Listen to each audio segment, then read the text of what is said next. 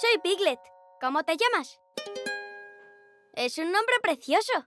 ¿Has venido de visita? ¡Qué sorpresa más maravillosa! Estoy deseando jugar contigo. Me gusta mucho jugar a muchas cosas, pero a veces me asusto. ¿Tú te asustas alguna vez? Me alegro de no ser el único. Yo intento no tener miedo, pero a veces lo tengo. Oh, ¿quieres saber lo que me asusta? Tengo una lista. La lista de lo que me asusta es un poco larga. A veces me imagino que soy Super Piglet.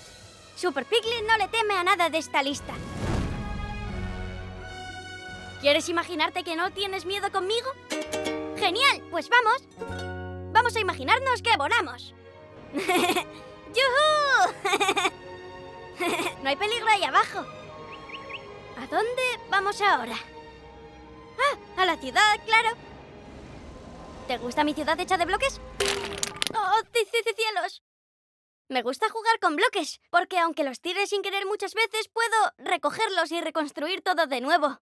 ¿Quieres ayudarme a reconstruir mis casas de bloques? ¡Gracias! Si quieres, puedes construir tu casa de bloques aquí, al lado de la mía. Vamos a poner este bloque aquí. Y vamos a poner este otro aquí. ¡Vaya! ¡Qué casa más bonita hemos hecho! ¡Ah!